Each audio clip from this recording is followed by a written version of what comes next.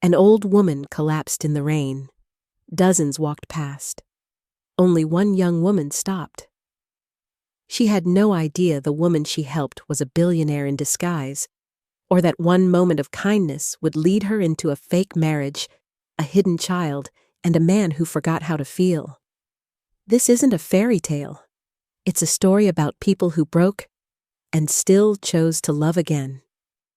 If you believe that one act of kindness can change a life, stay until the end.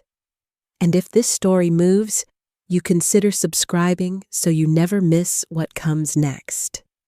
The rain came down in sharp, slanting needles, tapping rhythmically on cracked pavement. Pedestrians moved around the body like ants around a stone. Eyes averted pace, quickened headphones in. Just another delay in their already inconvenient day. Mia clutched a soggy tote bag to her chest, weaving through the crowd late for her second shift. Her sneakers squelched with each step, but she didn't care. Her mind was already at the diner, at the 10 unpaid utility bills stuffed under her mattress, and at the low-grade fever her brother had this morning. Then she saw her. An old woman, gray hair plastered to her skull, lay twisted near the curb, one hand twitching feebly. People stepped around her. Some didn't even look down. Mia stopped. "Are you okay?" she asked, already kneeling, already soaked to the skin. No answer. The woman's eyes fluttered, unfocused. Mia pulled off her jacket and folded it beneath the woman's head. Her hands trembled as she pulled out her phone. Someone finally slowed. "She's probably homeless. Just call someone." Mia ignored them. "Ma'am, can you hear me? I'm Mia. Help's coming." The woman's fingers tightened around Mia's wrist, weak but deliberate. Her lips moved, but the words drowned in rain. 2 hours later, Mia sat in the ER's fluorescent waiting room. The nurse had assured her the old woman would be fine, but Mia hadn't even gotten her name. No ID, no phone. She checked her phone, 2 missed calls from work. Rent was due in 5 days. She left quietly. That night, after tucking her brother into bed and reheating instant noodles, there was a knock. She opened the door to find a man in a charcoal suit dry despite the lingering drizzle outside. "Miss Mia Turner?" "Yeah. I work for Mrs. Evelyn Hart. She asked me to deliver this." He handed her a white envelope heavier than it looked. Inside, a handwritten letter, signed E. Hart, and 2 words underlined in deep blue ink. "You didn't look away." And beneath that, an invitation. To dinner. At the Grange, a mansion rumored to belong to the elusive widow billionaire herself. The man tipped his head. "We'll expect you tomorrow at 7. Transportation will be arranged." Mia blinked. "Wait, why? What does she want from me?" He paused, expression unreadable. "Let's just say, she's interested in your kindness." Then he left just as quickly as he came. Mia stared at the envelope, the name, the signature. Tomorrow, she would walk into a world she had no place in. And she would have no idea that the next person she'd meet, Evelyn's grandson, would become the most difficult man she'd ever have to love. The car was silent. No radio, no idle small talk from the driver, just the soft hum of the engine and the occasional sigh of leather shifting as Mia fidgeted in the back seat. She didn't know what to expect. All she knew was the mansion looming in the distance was no urban legend. The Grange was real, and it looked like something cut out of a Gothic novel, wrought iron gates, ivy crawling up stone walls, and windows so tall they seemed to touch the sky. The butler opened the car door before it even fully stopped. "Miss Turner, right this way." Mia followed Hart, jackhammering against her ribs. Her clothes were borrowed black slacks, an old blouse she'd ironed twice to keep from wrinkling. Even still, she felt like a waitress pretending to be an heiress. They led her through 2 long hallways and into a private sitting room. The walls were lined with books. A fire cracked softly in the hearth, and in a high-backed chair with a cashmere shawl over her shoulders and a bandage on her temple sat the old woman Mia had saved. Evelyn Hart? She looked sharper now, less frail. Her eyes, no longer foggy, tracked Mia's every move with a cool intensity that made her skin prickle. "You came," Evelyn said. "I didn't know I had a choice," Mia replied before she could stop herself. A beat. Then a small smile curled on Evelyn's lips. "Good. I prefer honesty over flattery." The butler brought tea. Evelyn dismissed him with a flick of her hand and poured the first cup herself, slow measured, as if testing Mia's patience. "I run a dozen foundations," she began. "Fun schools, hospitals, orphanages. But every few years, I do something different. I test people, not in boardrooms, not in staged interviews. On the street, in the rain." Mia said nothing. "You were the only one who stopped, and you didn't do it for a camera or a paycheck. That matters to me." Evelyn set her cup down, then looked Mia in the eye. "I want to offer you something strange, maybe even unethical, depending on how you look at it." Mia's stomach turned. "What kind of offer?" Evelyn leaned forward, voice low. "My grandson Lucas is set to inherit the majority of my estate. But there's a clause, one he's managed to avoid for years. He must marry, and not just sign a paper, I mean convincingly, publicly, for 6 months. Mia blinked.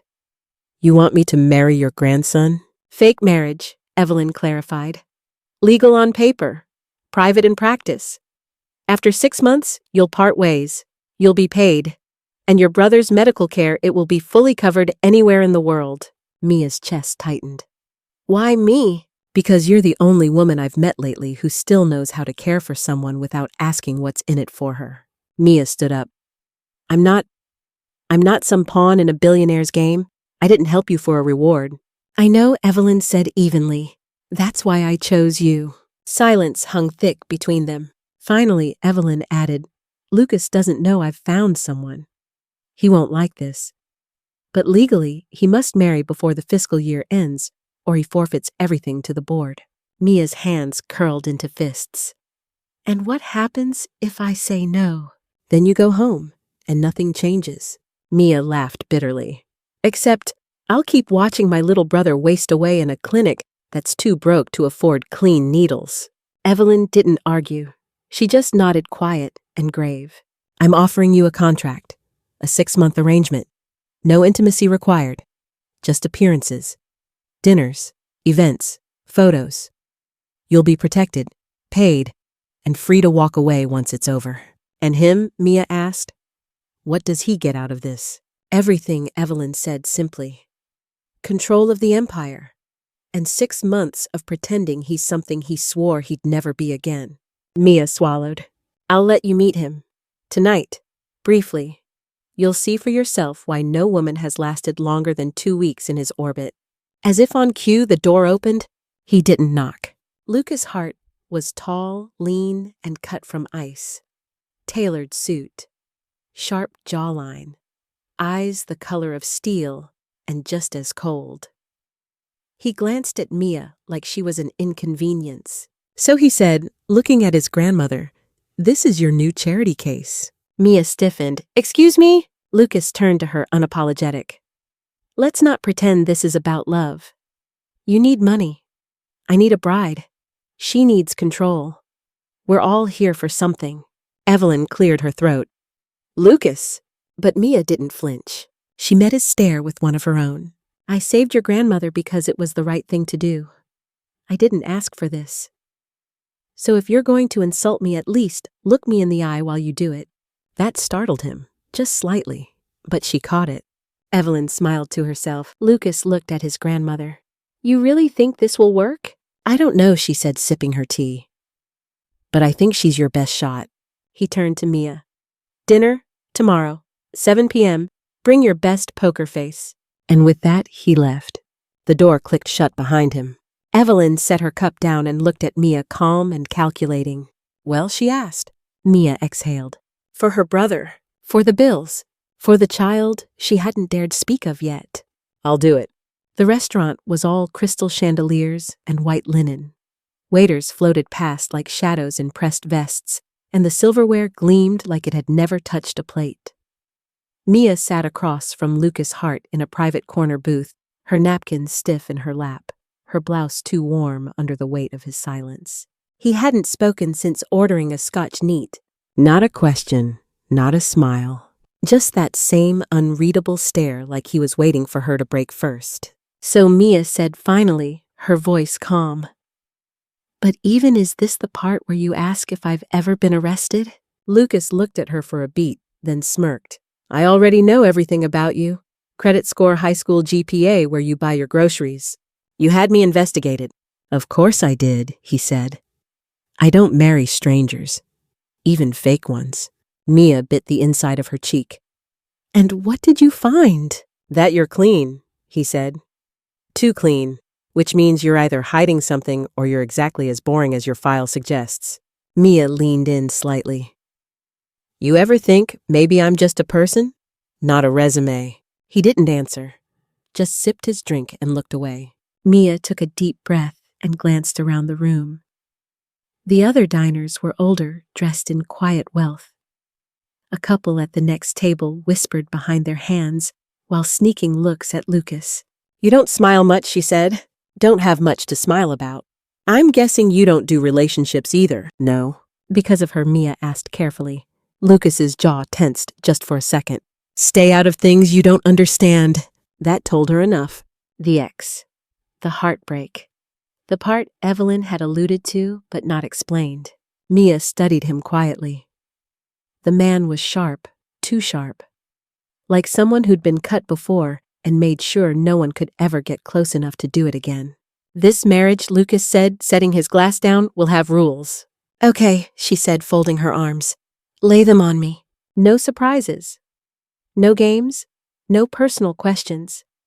You play your part at events, keep your distance at home, and smile for the cameras when needed. In return, I'll wire $50,000 to your account monthly, and the clinic treating your brother will be transferred under my private foundation. Mia's eyes widened. That's generous. It's transactional. She hated the way he said it. Cold. Mechanical. What happens if I break the rules? You won't, he said simply. Because you need this more than I do. She clenched her jaw. Do I get to make any rules? Lucas shrugged. Try me. Mia leaned forward. You don't talk about my brother. You don't go through my things. And you don't treat me like something you scraped off your shoe. He actually chuckled a low, bitter sound. You've got fire. You'll need it. They sat in silence for a while. When dessert came, neither touched it. Lucas finally pulled a small black folder from his coat. Legal papers. Typed. Bound. The prenup. Read it. Sign it. We get married on Friday. Friday? Mia blinked. That's 3 days from now.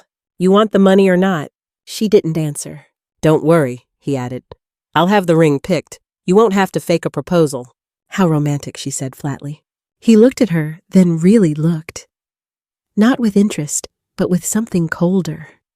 Calculation. Curiosity. You're not like the others, he said. I'll take that as a compliment. Don't, he said. They were smarter. They knew how to lie better. Mia stood. She'd had enough.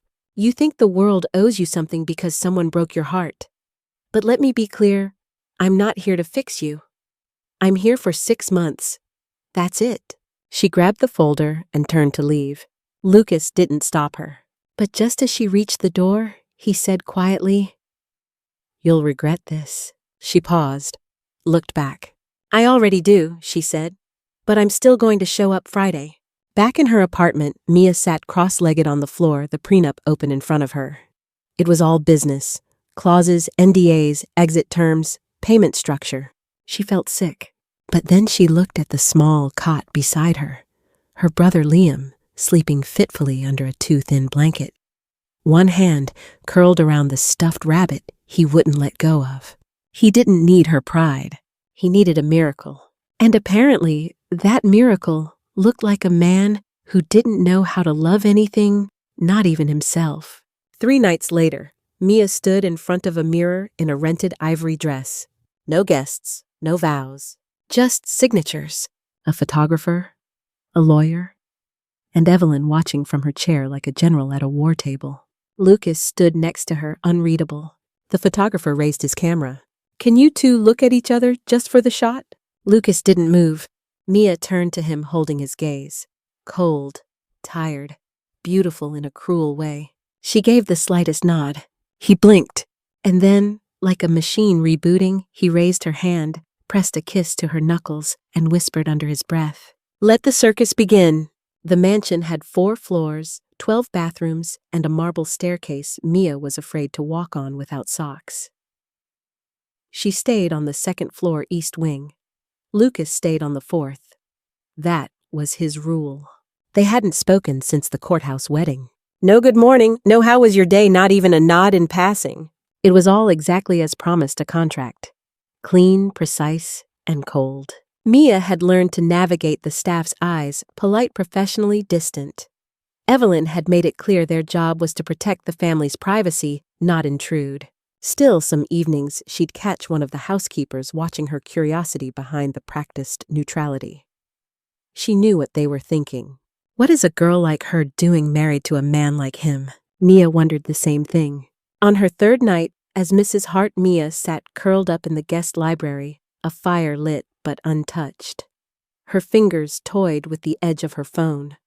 A message blinked on the screen from her sister-in-law back in Oakdale. "Liam's doing better. Doctor says the new meds are working. Thank you, Mia. You're saving him." She smiled, but it didn't reach her eyes, because saving Liam had come at a cost one she hadn't told anyone about. In a small town 2 counties away, her son lived under someone else's roof. No one in the Hart family knew she had a child. That wasn't part of the deal. It wasn't even a secret Mia had planned to keep, but the moment Lucas called her clean during that dinner, she knew. He'd seen only what he wanted to. Her past, the complicated, messy parts, didn't exist to him. And if it did, he'd consider it leverage. She wouldn't let her son become part of a negotiation. The next morning, Evelyn summoned her to breakfast. Unlike Lucas, Evelyn didn't hide behind silence. She was sharp, direct, and unsettlingly observant. "You're not sleeping," she said, pouring Mia tea. "I'm adjusting." "To the house or to the marriage?" Mia sipped. "Both." Evelyn set her cup down and studied her. "You know, most women who marry into this family wear diamonds like armor. You haven't even asked for a card with your name on it." "I didn't come for the perks." "I know. That's what scares me," Evelyn said. Mia tilted her head. "Why?" "Because people who sacrifice quietly often break loudly." The words lingered. Mia stood. "If that happens, I'll be sure to do it somewhere private." That evening, Lucas returned earlier than usual. She heard his car before she saw him. Mia was on the balcony trying to breathe through another wave of guilt when he walked past her without a word. But halfway through the hallway, he stopped. "Get dressed." She blinked. "Excuse me." "There's a gala downtown. You're coming." "No one told me." "I'm telling you." He turned and left. 30 minutes later, Mia stepped into the foyer in a long navy dress, her hair twisted up the way Evelyn's stylist had shown her. Lucas waited by the door, impatient, checking his watch. When he looked up, he paused just briefly. Then the wall came back up. "You'll speak when spoken to. Smile when necessary. Stay close, but not too close." "Anything else?" "Yes," he said. "Don't embarrass me." The car ride was silent. The gala was a blur of white lights, champagne, and superficial laughter. People swarmed Lucas, CEOs, senators, board members. Mia stood by his side, nodded, smiled, spoke when spoken to. And she saw it. The performance. Lucas was perfect in public. Warmth in his voice. Charm in his eyes. A man completely unlike the one who passed her in the halls like she was invisible. It made her stomach turn. They approached a woman in a green velvet dress, elegant, poised, and far too familiar. "Lucas," she purred, "so this is the new wife." Mia extended her hand, but the woman didn't take it, just smiled, thin and cruel. "I'm Vanessa, old friend." Vanessa. The name Evelyn never said, but Mia had guessed. The ex. "I didn't realize you'd recovered so quickly," Vanessa said to Lucas. "It took you, 3 years to pretend again?" Lucas stiffened. Mia stepped in. 3 years seems like enough time to heal. Or at least to learn new lies. Vanessa blinked. Lucas turned surprised. Mia smiled sweetly. I'm Mia, by the way, the charity case. Vanessa excused herself with a fake laugh. Lucas didn't speak. But when they walked away, he muttered, You didn't have to do that. Yeah, Mia said, but I wanted to. They got home after midnight. Mia kicked off her heels in the entryway. Lucas started upstairs. Why did you marry her? She asked quietly. He froze. We're not doing this. She broke you. No, I broke myself, he said without turning around. She just handed me the knife. That night, Mia stood in her room staring out the window. She'd defended a man she barely liked, wore a ring made of paper, lied with grace, smiled through pain. And the one truth she couldn't say out loud not yet was that a part of her had begun to care. Which was not in the contract, not in the rules, and definitely not in the plan. The invitation was printed on thick ivory cardstock, embossed with gold leaf. 8 names, 8 seats, 1 host, Evelyn Hart. The dinner wasn't about food. It was a test, the kind of social ambush that wealthy families called tradition and everyone else called a trap. The guest list included a judge, a tech magnate, a politician's wife, and one investment shark who looked like he chewed interns for sport. Lucas, of course, knew every one of them. Mia did not. You want me to pretend I belong at that table? She asked Evelyn the morning of the event. Evelyn stirred her tea without looking up. No. I want you to make them believe you don't need to. Mia blinked. What does that even mean? It means Evelyn said you don't have to play their game. You just have to show them you're not afraid of it. That night, the mansion was transformed. Candles flickered from every candelabra. Staff glided through the halls in silence. The long dining table was set with polished silverware and plates that probably cost more than Mia's monthly rent. She wore a floor-length black dress, her shoulders bare hair pinned high. Evelyn's stylist had done her makeup soft, elegant, controlled. Lucas said nothing when he saw her, just nodded once. Approval, maybe, or indifference. It was hard to tell with him. He looked painfully handsome in his tailored tux. Too bad he didn't feel anything behind the suit. Dinner began like a ballet choreographed, restrained, and cold. Introductions, chit-chat, polite laughter. Mia sat beside Lucas. Across from her, the investment shark, a man named Charles Ford, sized her up like a quarterly earnings report. So Charles said, swirling his wine, You're the new Mrs. Hart. Quite the leap. Mia smiled tightly. Depends what you're leaping from. From waitress to wife of a Hart, he said, not bothering to lower his voice. Bit of a miracle. Mia met his gaze without blinking. No. A miracle is something impossible. I just made a choice. The table went quiet for a beat. Then the politician's wife chuckled into her napkin. Lucas said nothing. Course after course arrived duck confit truffle risotto, a palate cleanser she couldn't even pronounce. Mia ate what she could, smiled when necessary, and drank only enough wine to stay alert. But Lucas, something was wrong. He was quieter than usual. His fingers tapped restlessly against the table. When one of the guests mentioned his late father, Lucas's jaw clenched so hard, Mia thought it might snap. Evelyn noticed too. She gave Lucas a sharp look, but he ignored it. By the time dessert arrived, a ridiculous tower of spun sugar and violet cream, Lucas pushed back his chair. I'm done, he said flatly, rising. The guests blinked. One of them chuckled, thinking it was a joke. It wasn't. Lucas, Evelyn warned, but he was already walking away. The room buzzed with confused murmurs. Mia's heart pounded. Then she did something she hadn't planned. She stood. I'm sorry, she said, my husband isn't feeling well. Excuse me? She followed him out of the dining room and into the hallway, her heels echoing against the marble. Lucas, she called. What the hell was that? He didn't stop. So she did something reckless. She grabbed his arm. He turned sharply. Don't! You humiliated your grandmother. You humiliated me. Lucas's voice was low, sharp. You want to talk humiliation? Try growing up watching your father lose everything to a dinner guest with a better smile. Mia blinked. He stepped closer. This family is poison. These dinners are poison. And the only reason you're here is because you don't know that yet. She looked at him. Really looked. You're wrong, she said softly. I do know. I just haven't decided if I'm going to let it make me bitter like it made you. His expression flickered, but just for a second. Then he walked off. Mia stood in the hallway, heart racing, dressed too tight, rage curling in her stomach. She'd defended him. Again. In front of people who thought she didn't belong. And what did she get? Silence. Later that night in her room, Mia stood barefoot by the window, staring at the city skyline. Her phone buzzed. A message. I heard about the dinner. You okay? It was from Jordan.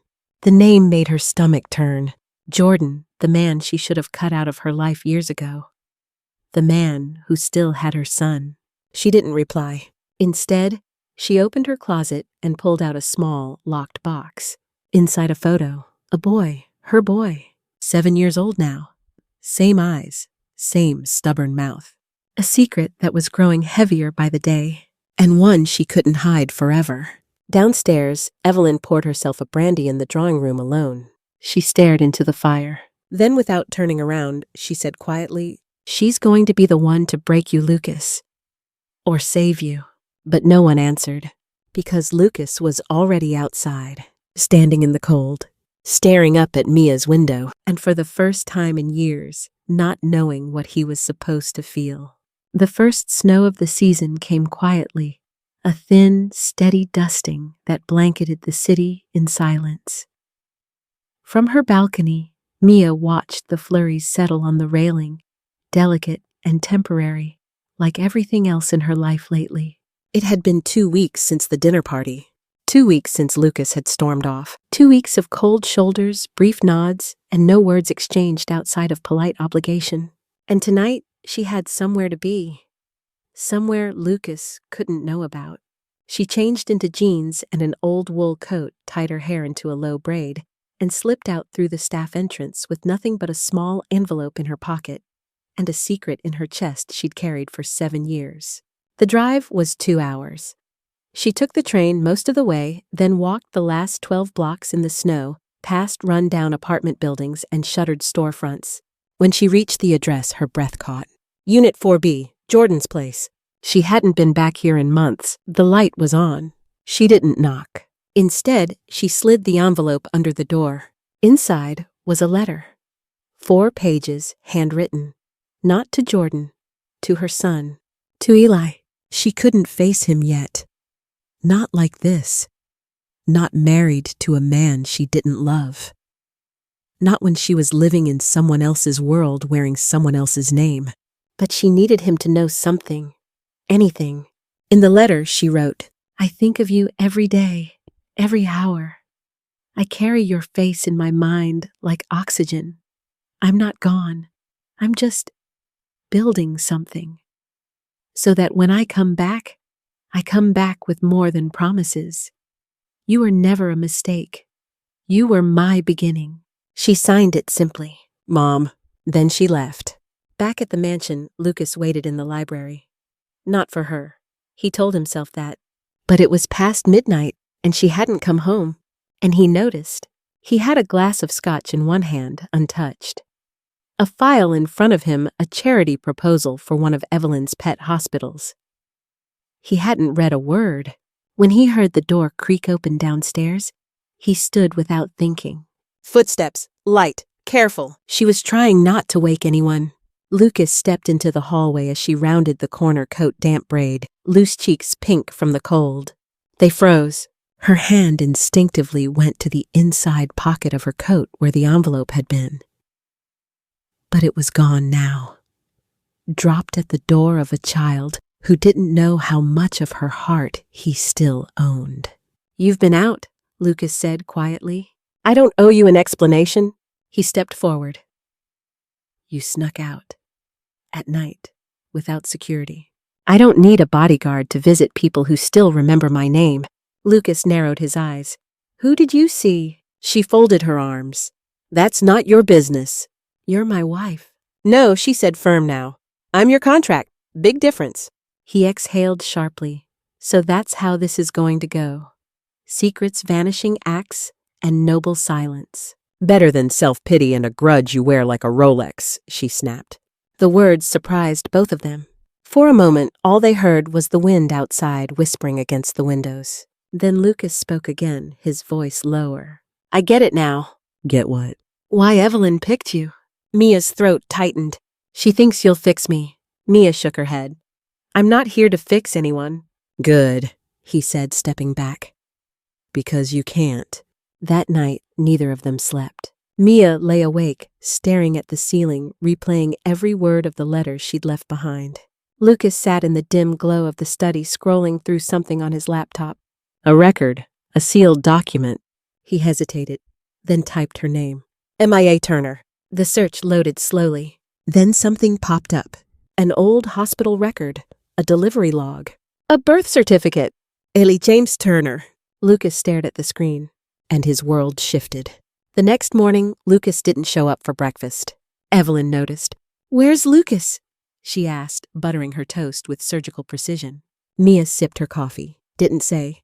He knows, Evelyn said quietly. Mia froze. Knows what? That you left last night.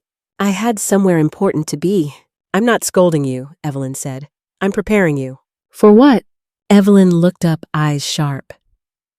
For the moment when Lucas realizes that behind your kindness is a whole life he hasn't been invited into. Lucas didn't confront her that day, or the next. But something had changed. He watched her differently now. Not like a stranger. Not like a threat. Like a puzzle. One that didn't fit his version of reality. And at night, when Mia walked past his study on the way to her room, she could feel it, his presence. Awake. Waiting. Thinking. Something was coming. And deep down, she feared it more than anything. Because secrets never stayed buried in houses like this. They were always waiting to explode. It was nearly 2 a.m. when Mia heard the knock. Not a polite tap. Not an urgent bang. Just deliberate. She sat up in bed, the quilt slipping from her shoulders. For a second, she thought she'd imagined it. Then it came again. Knock, knock. When she opened the door, Lucas stood there, barefoot, shirt half-buttoned, eyes darker than she'd ever seen them. He didn't speak. Didn't need to. He held up a piece of paper, shaking slightly in his hand. A printed copy of Eli's birth certificate. Her name. The date. The child. Mia's throat closed. Say something, he said, voice low and cracked. But she couldn't. Because the one thing she feared had finally happened. The wall had cracked. And now, the flood was coming. Is it true, he asked. Is he yours? Mia's voice barely came out. Yes. Lucas took one step back like she'd hit him. How old is he? 7? 7, he repeated. Which means you had him before all this. Before me. Before Evelyn found you. She nodded. And you weren't going to tell me. Her voice broke. I was going to. Just not like this. He laughed once hollow. Not like this, Mia. You lied to me every day we've lived under the same roof. You walked around this house like you were clean, like you were the better person. And the whole time you were hiding this. She stepped forward. I wasn't hiding him. I was protecting him. From me? No. From all of this, she said, motioning to the mansion around them. From this world. From being turned into a pawn like you and I have been from the start. He blinked. That cut deeper than he expected. You think I'm a pawn? I think you don't even know who you are without your anger. And I didn't want my son to grow up thinking that love is just another form of damage. The silence that followed was a storm in waiting. Lucas didn't yell. He didn't curse. He just said quietly, Where is he? With Jordan, his biological father. Lucas flinched. Another detail, another crack. You're still in contact with him. I have to be, Mia whispered. We share custody. I lost the right to raise Eli full-time when I was broke overworked and barely 20. I made mistakes. I did what I had to. Lucas stepped back again, nodding slowly. And now you're doing it again. What's that supposed to mean? He looked at her. Really looked. And she knew what he saw. Not the version of Mia he'd constructed. Not the girl next door savior who nursed his grandmother back to health and showed up to galas like she belonged. But the real Mia, flawed, scarred, and terrified of losing the only piece of innocence she had left. You said this marriage was transactional, he said. But I didn't realize you were negotiating from the start. That's not fair. No, he said, it's accurate. He turned to leave. Lucas! But he didn't stop.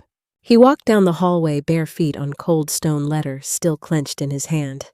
And Mia, she stood in the doorway of her borrowed room, heart hollowed out.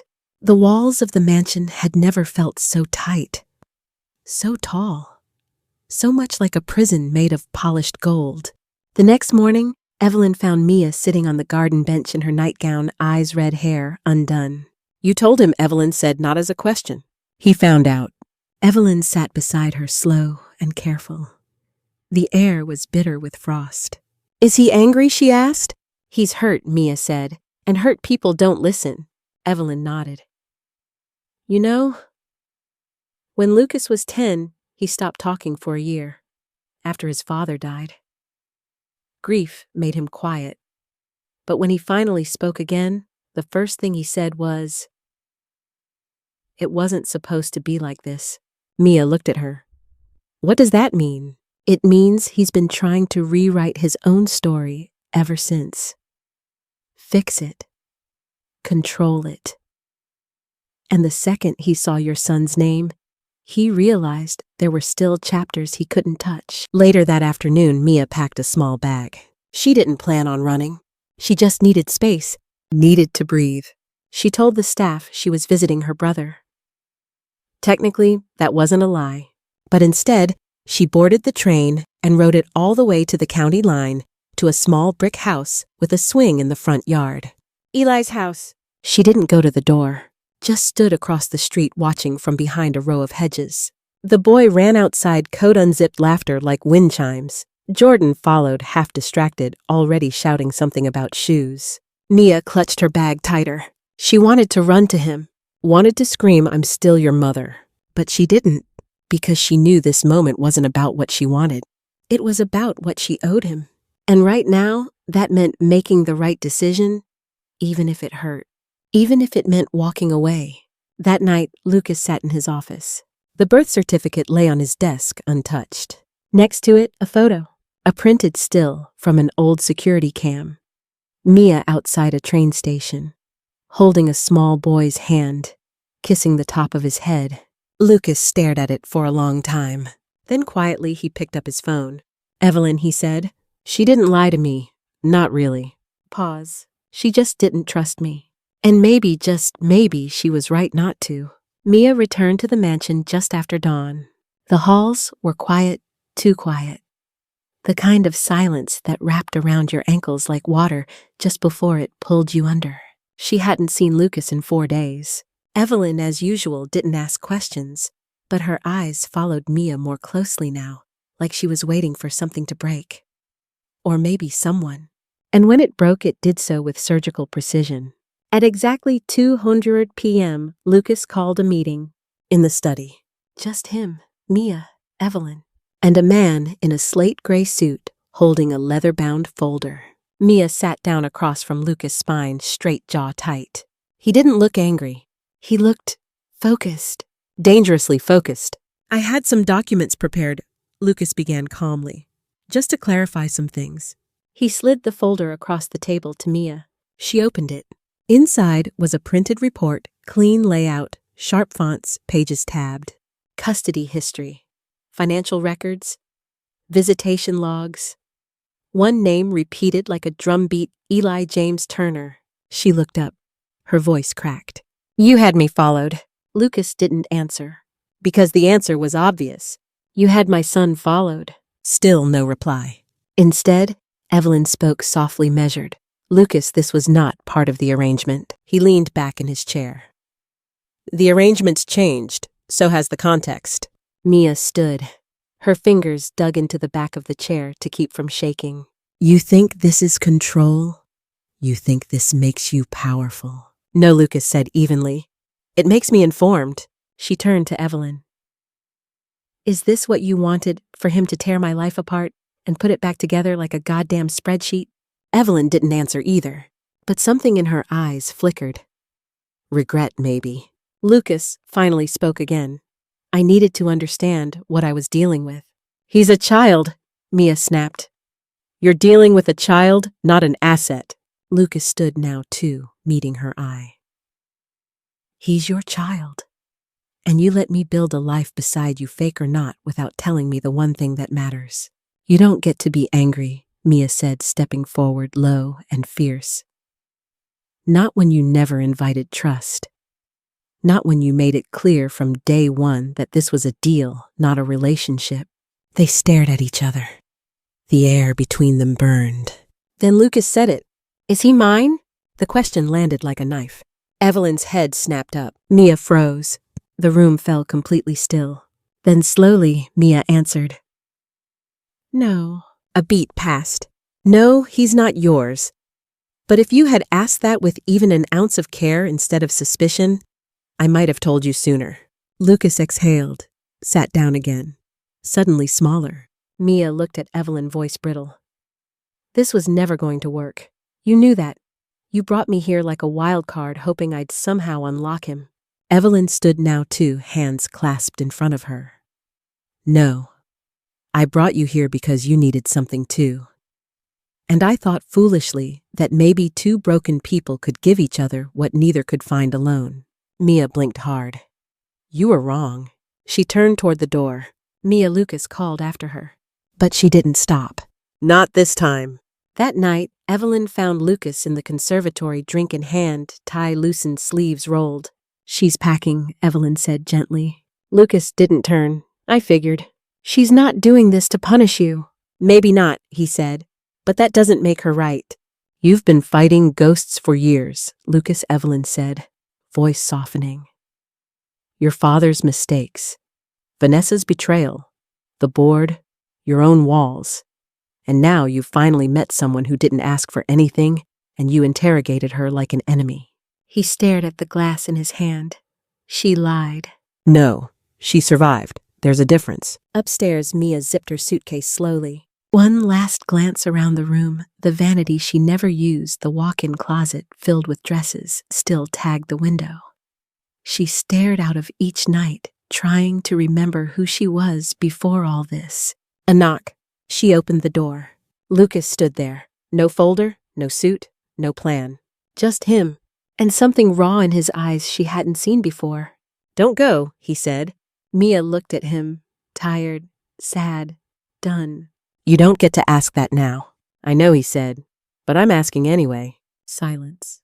Then carefully Lucas reached into his coat pocket. He pulled out a small object. A folded drawing. Mia unfolded it. Crayon. Stick figures. One labeled Mom, one labeled me, and a small heart in the corner. Eli's handwriting. Mia stared at it, throat tight. I wasn't the one who found this, Lucas said. One of the staff did, in your old bag. Weeks ago. She looked up. Then why? Because I was scared, he said. Because I knew the moment I saw it that I had to choose between protecting my ego and learning how to care about something I couldn't control. Tears filled her eyes, but she didn't let them fall. Not yet. He stepped closer. I don't want to control you, Mia. I want to understand you. I just don't know how. She swallowed hard. That makes two of us. That night she didn't unpack, but she didn't leave either. The suitcase stayed by the door. The silence between them shifted, no longer a wall, but something softer. Tense. Unfinished. And when Mia lay in bed, she found herself staring at the ceiling again. Except this time, she wasn't alone. Because down the hall, Lucas sat awake too, staring out his window, the folded crayon drawing in his hands. And for the first time since the wedding, they were both thinking about the same thing. What would it take to start again, not from zero, but from here? It was raining again. Just like the day Mia first saw the old woman collapse on the street, frail, soaked, invisible. Except this time, the woman wasn't lying on the ground. She was standing by a window in a silk robe watching the world below, as if she had seen it rise and fall 1,000 times. Evelyn Hart. And Mia, exhausted and uncertain, stood behind her in silence. "You don't sleep," Mia said softly. Evelyn didn't turn. "Sleeping is for people who still believe tomorrow might surprise them." A beat. Mia walked slowly to stand beside her. "Why did you really do all this?" she asked. "Why me? Why Lucas? Why force two strangers into a lie and expect it to heal anything?" The old woman smiled, faint, tired, something like sadness wrapped in steel. "Because no one ever forced me to do the right thing," Evelyn said. "And by the time I realized what that cost me, there was no one left to forgive me for it." She turned now, eyes sharp beneath the folds of age. "You think I'm just a meddling rich woman, and maybe I am. But I've buried a husband I didn't love, watched my son become a stranger, and stood helpless, while my grandson built walls so high, he forgot what sunlight feels like." Mia said nothing. There was nothing to say. Evelyn reached into the drawer beside her and pulled out an envelope. Thick. Handwritten. She offered it to Mia. "What's this?" "My truth," Evelyn said. "And maybe his." Later, alone in her room, Mia opened the letter. "Lucas was 7 the first time he asked me if love always leaves. I lied and said no. His mother walked out a month later. His father, my son, buried himself in a business he didn't understand and left Lucas to be raised by rules instead of affection. Then he died, and Lucas thought it was punishment. I tried to fix it the only way I knew how: structure money control. I turned him into a soldier instead of a boy. And when Vanessa shattered what little trust he had left, I saw a man retreat into ice. You were never the plan, Mia. But the moment you held my hand in the rain, I realized you were the thing Lucas had never been taught to recognize: kindness without condition.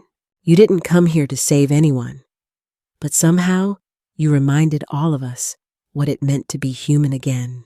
Mia folded the letter carefully. Her hands trembled, not from anger, but from something else. Something that hurt more than betrayal. Hope. Downstairs, Lucas sat at the piano, the one he hadn't touched in years. His fingers hovered over the keys, uncertain. He used to play. Before the world taught him it was safer not to feel. Now each note felt like a confession. He didn't hear Mia enter. "Didn't know you played?" she said. "I don't," he replied. She stepped closer. That sounded like Chopin. He didn't smile, but something in his face softened. "I read your grandmother's letter," she said. Lucas looked up. "She loves you," Mia added, in her way. "She built me like a weapon," Lucas said, then got angry when I started cutting things down. Mia exhaled. "You think that makes you broken?" "I know it does." A pause. Then she asked carefully, "What about me?" He turned toward her. "You were never broken. I lied to you. You protected your son. I used this marriage to save myself." "So did I." They stood in silence. Then quietly Mia said, "You asked me once what I wanted out of this. I didn't know then. And now, I want it to mean something." Lucas stared at her. "I don't know how to be with someone," he admitted. "Not really." "You learn," she said. "And you mess it up. And if the other person stays, you try again." His voice was barely a whisper. "Would you stay?" "I haven't left yet." That night, for the first time, Mia didn't sleep alone. They didn't touch. They didn't kiss. But she lay next to him, their hands inches apart, hearts beating with just enough fear to know it was real this time. No lies, no contracts, just two people trying. The next morning, Evelyn watched them from the window, the two of them in the garden. Mia laughing at something Lucas said, the cold billionaire squinting against the sunlight like it was the first time he'd felt it. The old woman sipped her tea and nodded once. Not approval, but release. And in her reflection on the glass, for the first time in years, she didn't see a ghost. She saw a woman who had finally let go. The morning of their 6th month came without ceremony. No press conference, no staged photograph, no announcement. Just quiet sunlight spilling through the mansion's windows, warming the floor like something sacred. Mia sat at the edge of the bed, holding the wedding contract in her hands. It was due to expire today. One signature, and everything reverted to how it began. Separate lives, separate paths, one clean break. She stared at the final clause. Termination upon mutual agreement. 6 words, that was all it would take. But her pen didn't move. Behind her, Lucas stirred, eyes still heavy from sleep. "You're up early," he murmured. She turned slightly, the paper still in her lap. "Did you know what today was?" "I did," he said. And he sat up, shirtless, bare-chested honesty in every inch of him. "I don't want it to end." Mia blinked. "The contract." He looked at her. Not like a billionaire. Not like a man guarding his pride. "Just Lucas. I don't want us to end." Her breath caught. "You don't have to say it back," he said quickly. "I know this was all built on damage. But I've spent 6 months watching you fight for everyone but yourself. And I want to be someone who fights for you now." Mia stood, walked to the window. Snow was falling again, soft, slow, like time forgiving the earth for all its noise. "I lied to you once," she said. "I know. I don't want to lie again." He stepped behind her close, but not touching. Waiting. She turned. "I don't know what forever looks like with you," she said. "But I want to try. Without contracts, without games. Just us. Starting from truth." Lucas didn't speak. He reached into the drawer by the bed, pulled out the contract, and with a single motion, tore it in half. Then he said simply, "Truth sounds good." That afternoon, Mia made a phone call. 2 hours later, a car pulled up in front of a modest home outside the city. A boy with a backpack stood on the porch, eyes wide, uncertain. Mia stepped out first. "Hey, buddy." Eli didn't move. Lucas came around the other side of the car. Eli looked at him, then back at his mother. "Is he mean?" Eli asked. Mia crouched down. "Sometimes, but not to people he cares about." Eli glanced again. Lucas knelt. "I'm not great with kids," he said bluntly, "but I'm good at building things. Would you let me build you a treehouse?" Eli narrowed his eyes like he was weighing the offer. "Can it have a rope ladder?" Lucas nodded. "And a lookout post." Eli extended his hand. "Deal." They shook. In the weeks that followed, the Hart mansion changed. Laughter echoed down hallways once ruled by silence. A swing was installed in the garden. A small pair of shoes was left by the front door. The dining table, once pristine and cold, was now sometimes cluttered with finger paint and toast crumbs. Evelyn watched it all with quiet satisfaction. Until one morning, she called Mia to the conservatory. "You fixed him," she said. Mia smiled. "No, he let himself be fixed." Evelyn reached into a drawer and slid across a sealed envelope. "What's this?" "My final amendment to the will," Evelyn said. "Lucas will inherit everything as planned. But if he ever forgets how to be soft, how to be human, you remind him that none of it matters if he's alone." Mia's voice caught. "You're not dying." "Not yet," Evelyn said with a wry smile. "But when I go, I want to know this house finally became a home." She stood, leaned in, and whispered, "Thank you for stopping in the rain." Spring came early. One morning, Lucas stood beside Mia on the front steps as Eli played in the grass with a makeshift kite. "Do you ever think about how this all started?" he asked. Mia nodded. A stranger collapsed in the street, and no one stopped but me. Lucas looked at her. "I think I collapsed first," he said. "You just didn't see it." Mia leaned into him. "I see you now." He slipped his arm around her waist. And as Eli laughed in the yard and the trees bloomed above them, the future stopped feeling like a threat. It felt like a door, one they would open together, quietly, bravely. Honestly, this story isn't about wealth. It's not about contracts, fake marriages, or billionaire estates. It's about the invisible kindness we choose when no one's watching. It's about the woman who knelt in the rain when the world walked past. The man who thought power would protect him from pain and learned that healing starts when we stop pretending. It's about the boy who carried a drawing in his pocket and reminded two broken adults what love looks like when it's small, honest, and undeserved. Above all, this is a story about forgiveness, not the dramatic kind, but the quiet daily act of staying trying and letting someone see your worst and love you anyway. So if you're watching this with wounds of your own from betrayal, loss, or just life wearing you down, remember, sometimes the people who save us don't come with sirens. They come quietly, with patience, with hands outstretched. And sometimes we save ourselves by finally letting them in. What door in your life needs to be reopened? What truth are you finally ready to tell? Forgiveness isn't loud, but it always leaves the light on.